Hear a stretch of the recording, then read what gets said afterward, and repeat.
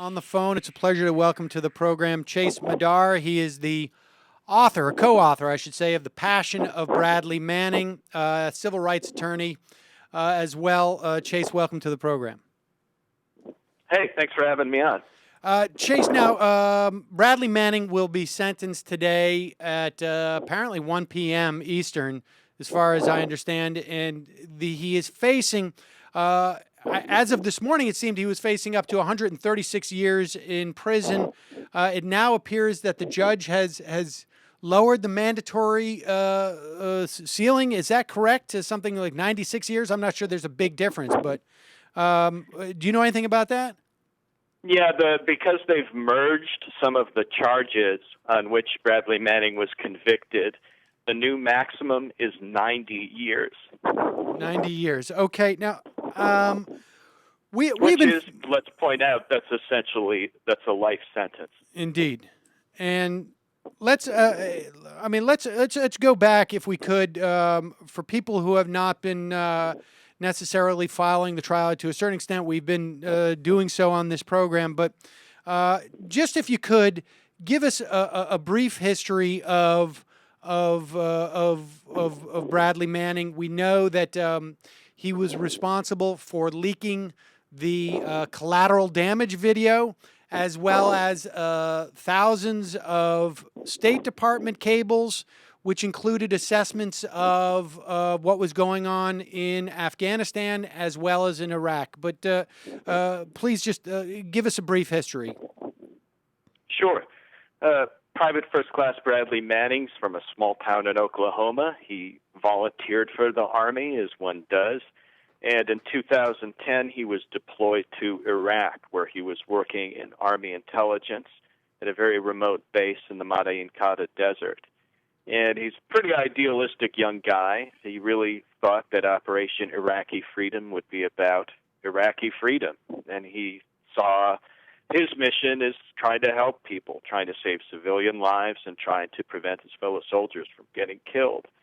But when he's in Iraq, after a few months, he starts to have a very different picture of what is really going on in our occupation and in our war over there. He sees that torture is still widely practiced by the Iraqi authorities, and he knows that there's an official U.S. policy, a secret policy, to do nothing about it, and that's an order that comes direct from Donald Rumsfeld himself. And he sees that there's a lot of civilian deaths, a lot of civilians being killed at checkpoints. He sees it as a very nasty thing. And the real turning point for him is when he's ordered to look into the arrest of a bunch of Iraqi civilians who were handing out a pamphlet about corruption and financial malfeasance in the Iraqi government. The pamphlet's called "Where Does the Money Go?" And these people are rounded up and arrested by the Iraqi authorities.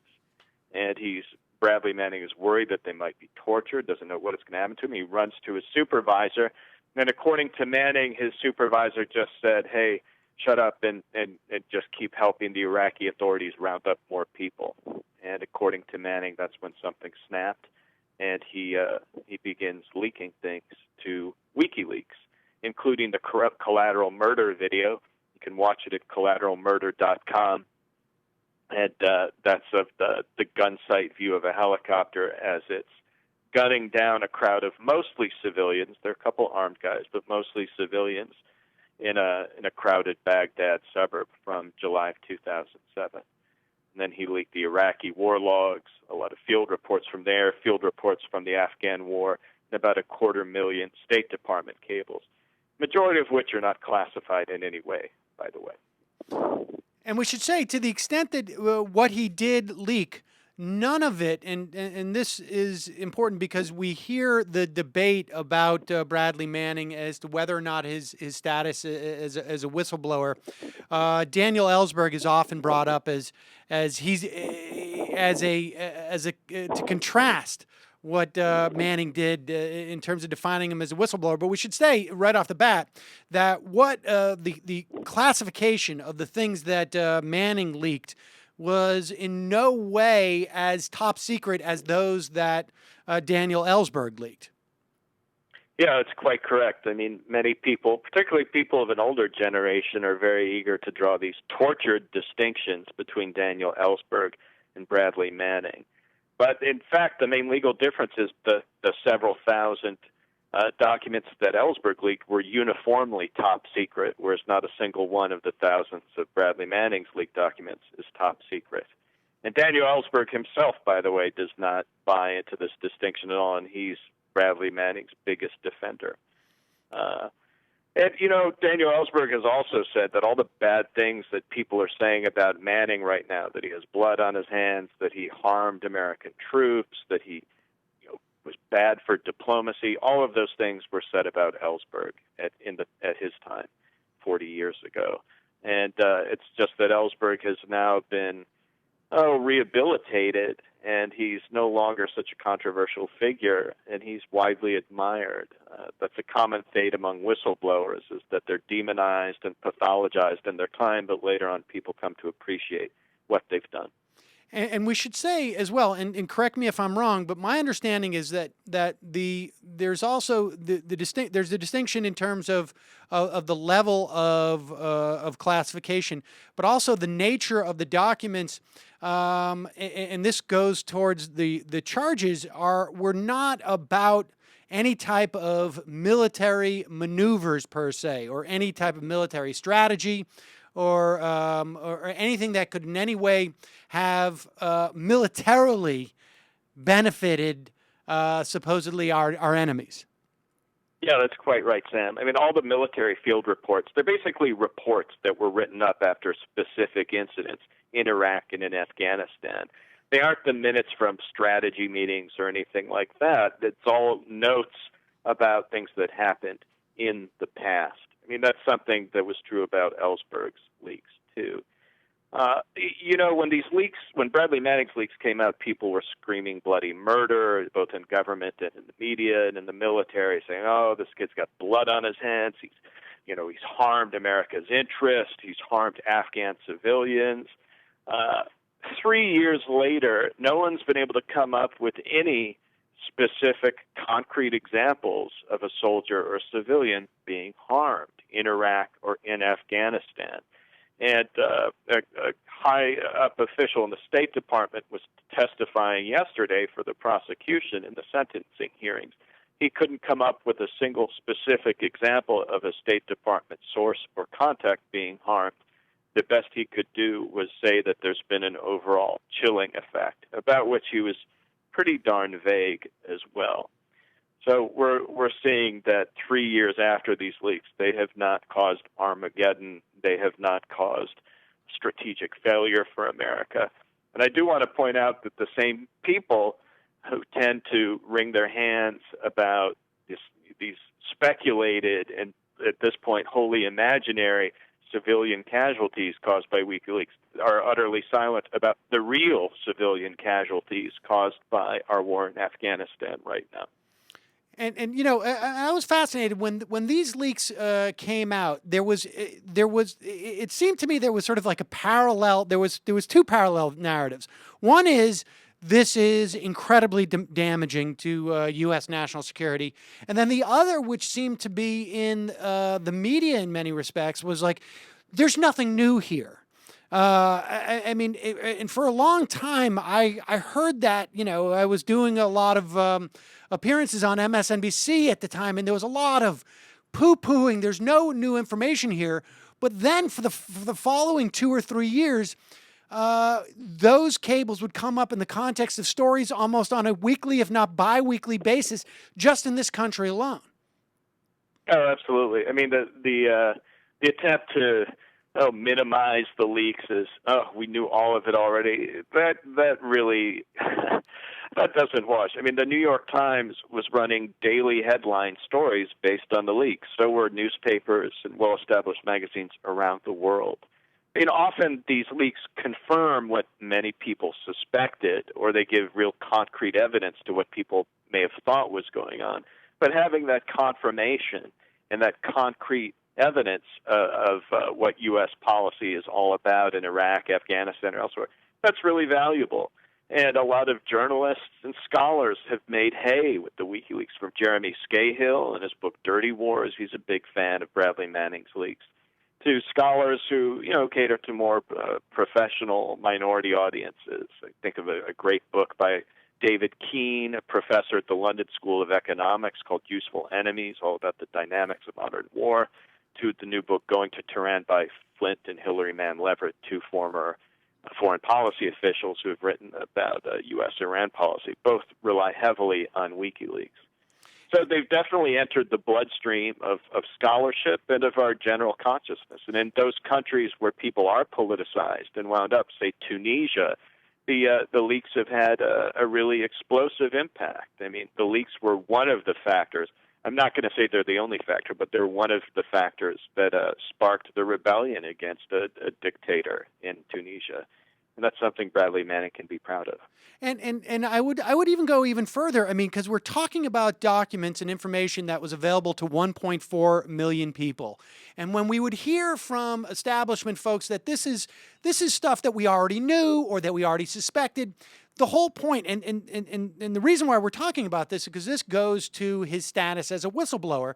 The point is that this stuff was made more public, not simply, if the argument is that, well, we already knew this, but that information was really, to the extent that the we here is not the 1.4 million, it is still a smaller subset than the public at large. And so we now know things ranging from the idea that Washington was lobbying against an increase in minimum wage in Haiti, that the U.S. had suppressed efforts to pursue torture indictments in European countries. I mean, the list goes on and on. From your perspective, what other important facts do we now know? And by we, I mean the general public, not those who consider themselves either we're not part of that subset of the 1.4 million people who have access to that information, or the other smaller subset than the public of those people who just felt that they were savvy to this stuff.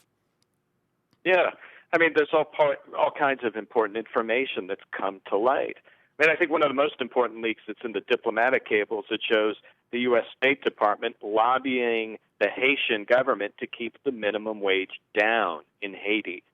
This is the poorest country in the Americas, and it seems like our State Department is acting like a lobbyist for big garment manufacturers like Hanes and Fruit of the Loom.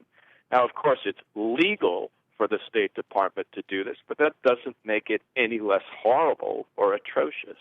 And it's something that we absolutely should know about, have a right to know about.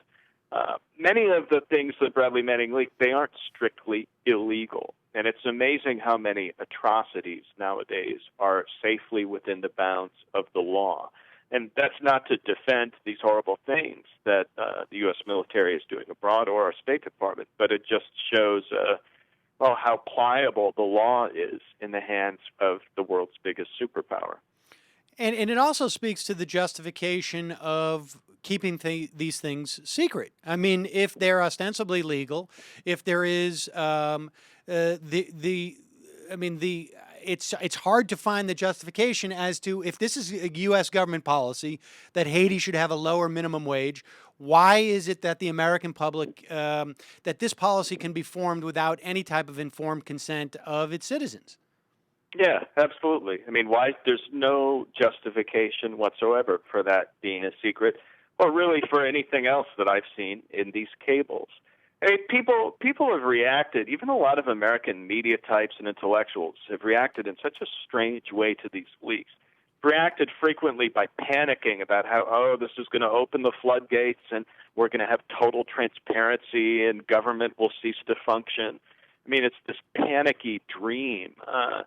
But what Bradley Manning leaked is well under 1% of what Washington classifies in any given year. I mean, when it comes to secrecy and transparency, we have, in fact, seen a slippery slope in the past decade, and that's towards ever greater state secrecy. I mean, last year, Washington classified 95 million documents. That's up from 92 million the year before, 77 million the year before that. It was only 17 million 10 years ago. we've got this astronomical increase in extreme state secrecy. This is the real threat to functioning government, to a functioning society.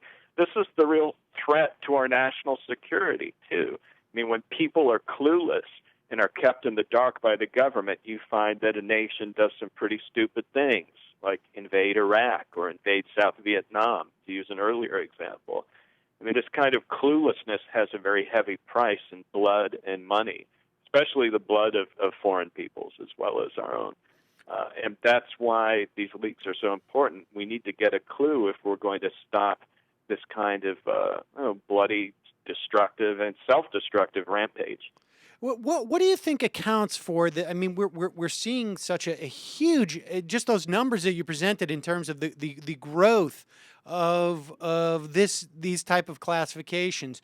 What accounts for this? I mean, it's impossible to imagine that in some way the world is exponentially more dangerous for America today than it was 30 years ago, or even 15 years ago, or even 5 years ago. What accounts for this growth in this massive I don't even know how to really express it, but this growth of this notion of what must be maintained secret, that we must have a special group of people in the country, because we're talking now 1.5 million people who have access to these secrets. What accounts for this? Well, you've got two things. First of all, you have this incredible growth of the national security apparatus since 9/11. And secrecy, extreme and excessive secrecy, was a problem even before then. But it really took off after 9/11. And you just have rivers of money being poured into this alphabet soup of security agencies. It sparked a huge building boom in the Washington, D.C. area. All of this is covered really well in a series of reports for the Washington Post a few years ago by Dana Priest, and then in a book she wrote with David Arkin called Top Secret America. And this whole jumble of agencies is incredibly uncoordinated. There's a lot of overlap. It's horribly inefficient. Often the officials that they were interviewing didn't even know what the acronyms and the agencies really stood for. And you have this huge bloat that really doesn't have anything to do with keeping us safer or more secure or producing better foreign policy results. It's just throwing money at a problem. And, this is, to a large degree, Congress's fault. People need to stand up and say, this should not be the top priority. We should spend our money on other things rather than all this useless security organizations. The second thing is the U.S. has become the world's only superpower. It's just more hyper-involved in the rest of the world. And the default setting for anything that the U.S. does abroad is to make it secret.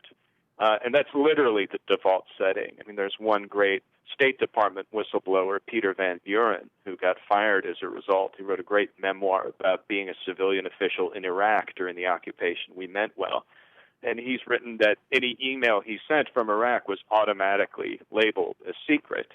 And you see this duplicated everywhere. There's no incentive to not make something secret if you work in the State Department or in foreign policy or in one of the security agencies. And as a result, these incentives just create and generate incredible, extreme dystopian levels of secrecy. When we view Bradley Manning through this lens of being a whistleblower, is that part of what we should be aware of? Is simply that not only was he blowing the whistle on specific events and dynamics that were taking place, but also on the very nature of the growth of the national security state? Yeah, I mean, these leaks have just shined a pretty narrow beam of light, but a valuable one nonetheless, into how our government works. What the scale of all this is. And Bradley Manning, I think he definitely qualifies as a whistleblower, but he's also something more than that. I think he's also just an anti-secrecy activist. And a good thing, too. We need more of them because we do have extreme levels of secrecy in this country. And the point of this isn't that there should be no secrecy whatsoever. I don't think anyone would say that, not even Julian Assange after 5 whiskeys, not Bradley Manning, not me. Some secrets are legitimate. We don't want nuclear launch codes floating around. And if we're in war, maybe troop movements should not be widely advertised on the Internet. So that's not the problem here. I mean, and despite the hysterical accusations against WikiLeaks and Bradley Manning, that's not at all what they've released. The problem that we have is extreme levels of secrecy that are just choking off any badly needed public debate. And that's one of the things that has enabled the kind of foreign policy failure that we have seen over the past 10 years very steadily. Let's turn to the government response. Bradley Manning has been imprisoned now for nearly 3 years, and tell us about the first off. Tell us about his imprisonment, because I think this goes. We have a lot of evidence, and I think it's not terribly controversial at this point to say that in some respects that he was in fact treated, his treatment specifically for about a 9-month period constituted torture. Yeah, absolutely. So for the first 2 months of Bradley Manning's captivity, he was in Iraq and then Kuwait in solitary confinement.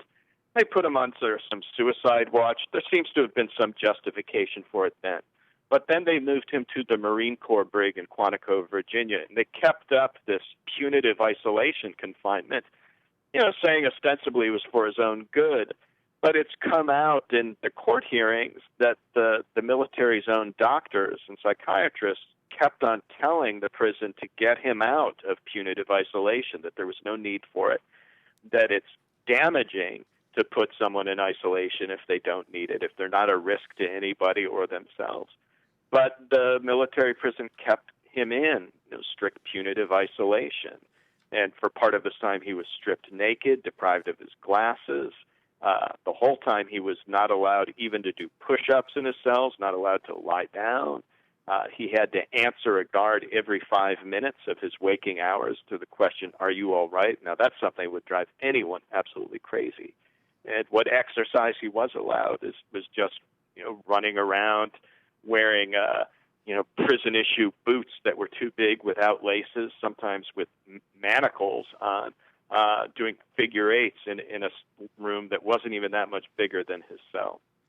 And many people look at this and say, wow, this is the way the Soviet Union treated political prisoners. And they're right.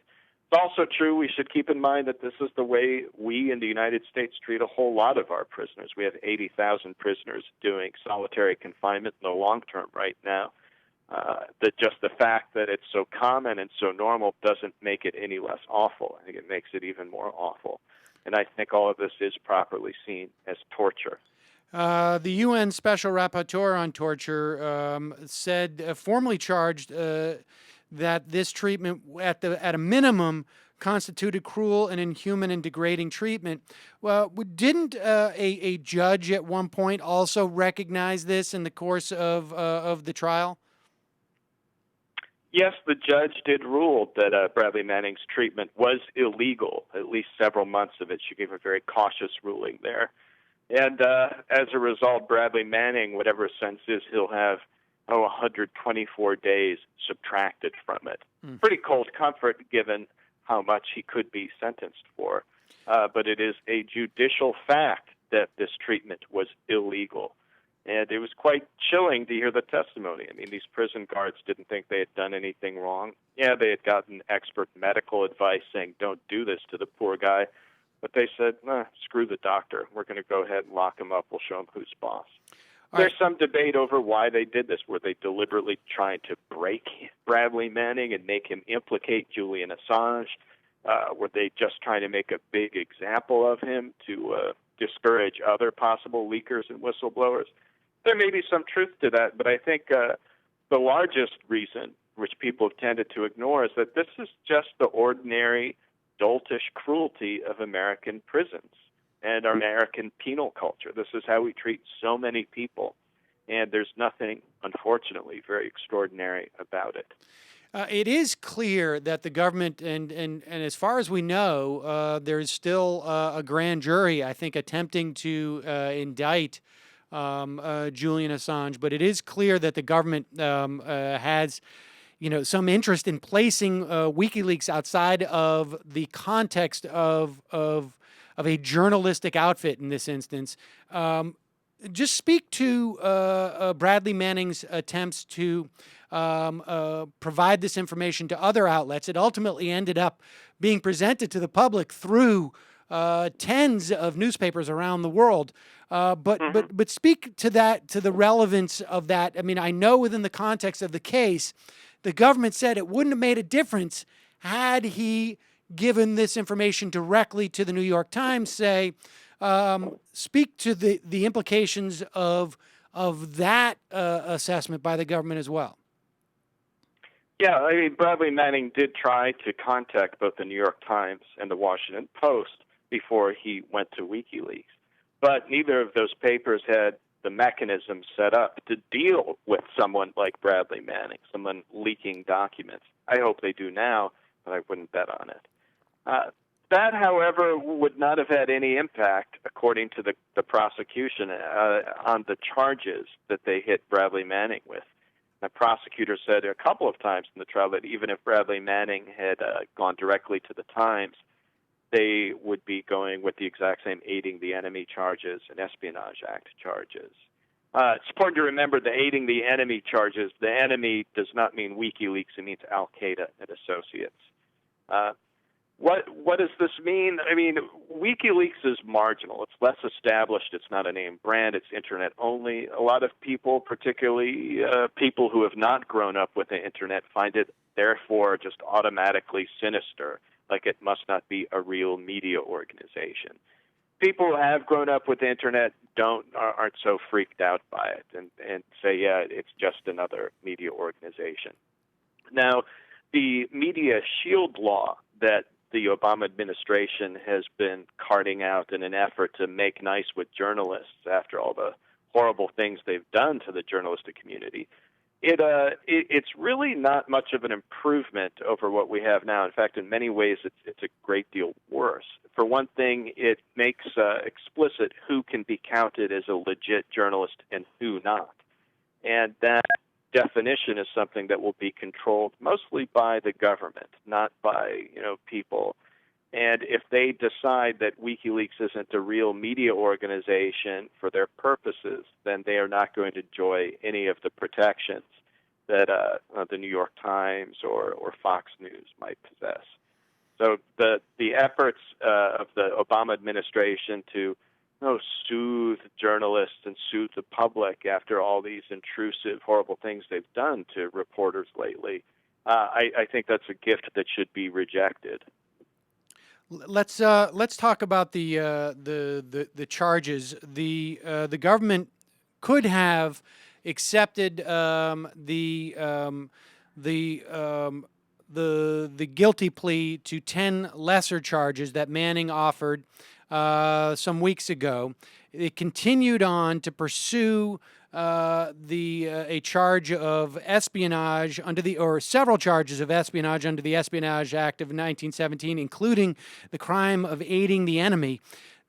My understanding is that this is the first time that this statute, as reconfigured, has actually been adjudicated upon in the context of a case. I mean, other people have been charged with this, but the cases haven't gone this far. That's right. Usually these Espionage Act charges have collapsed upon impact with a real court and a real judge, or they've been settled with a plea deal.